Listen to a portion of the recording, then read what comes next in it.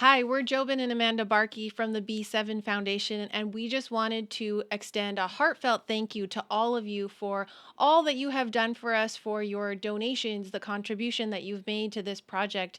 We are so grateful, and we just wanted to say a big thank you. We're sorry that we can't be there tonight, so we made this video for you to say thank you and tell you a little bit more about this project and who we are. Thank you, Mama. Ooh, thank you, Papa. Ooh, thank you, Mama. Thank you, Mama. One of the reasons this is so important is because our work is now focused in Cameroon in the middle of a conflict zone. There's a civil war going on and communities are being ripped apart and no aid or help is getting in.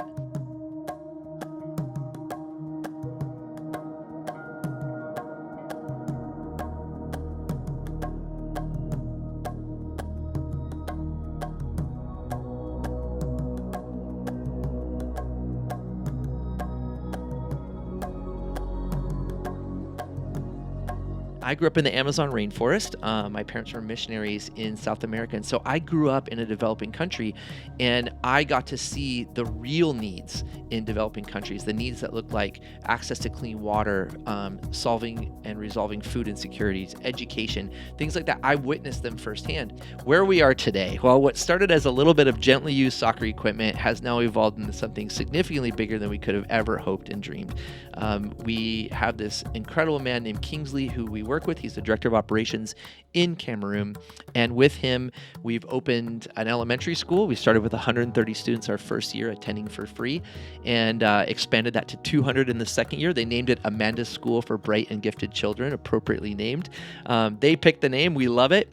Count, let me hear. 1, 2, 3, 4, 5, 6, 7, 8, 9, 10. Wow, you guys are wonderful. Clap for yourself.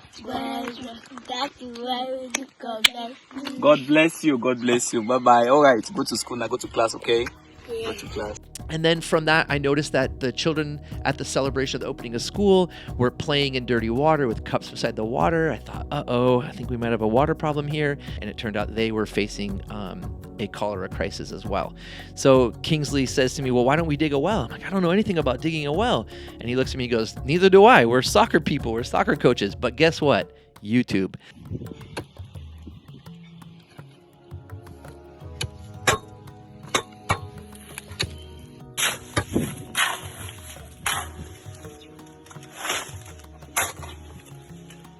And then I found out about food insecurities and malaria crisis in the area. So then I learned about an opportunity to go to Kenya and learn all about farming. We opened our own agriculture school that teaches 6 nutrition crops and 2 medicinal crops, including Artemisia, the plant that all malaria medicine is made from. And so we teach people how to grow their own pharmacy to address the malaria crisis. We really believe in the sustainability. If something happens to us, there has to be a way for this to continue. And so building out the taxi company allowed us to generate a revenue stream within Cameroon that pays for every project that we take on. We're able to pay all the teachers' salaries with the taxi company. When we need to dig a well, we have to pay for all the materials, we have to pay for the labor. Then we open the school and we have to hire instructors to teach at this agriculture school. Well, we add another taxi to the fleet, and then that pays for all these projects. We talk about the impact. It's not 15 families that now have economic stability. It's 15 families with economic stability through a job running a taxi. It's teachers with economic stability through a paying job teaching children. It's 200 students that are receiving an education that will impact their economic opportunities in the future. It's wells being dug, providing safe, cholera-free water. It's the expansion of the agriculture school. We have villages coming from 5 hours away now that are asking for this training. They're asking to be taught how to expand their own agricultural knowledge so that they can grow their own food for their own families and their own medicine. And we are ready to roll that out.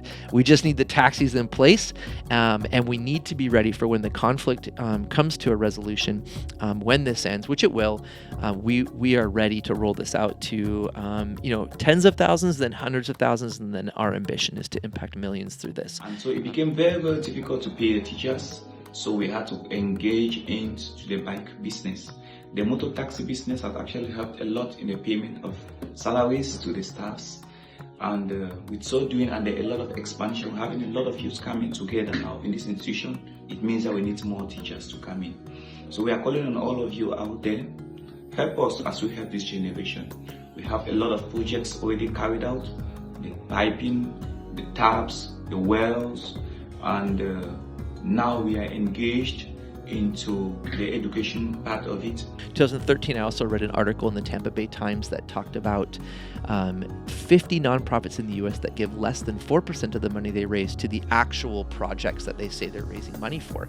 And so, simple math said, okay, so of every $1 million, 40,000 is going to the actual project.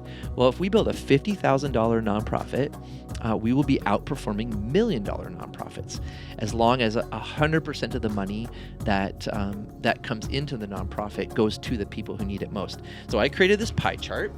The blue part of the shading is what goes to overhead, salaries, fundraising, etc., marketing, all that fun stuff. The red part is what goes to the people in developing countries who we help. So $5, $10, $15 goes directly to a family, to a child, to a need. I think the best thing one can do is to bring water.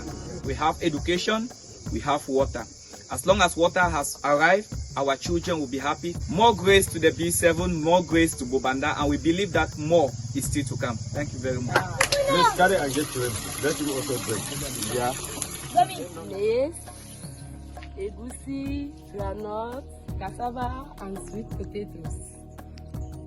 Thank you, Mr. Jobe. My name is Boa Simon. Thank you, Jordan, for making us to learn.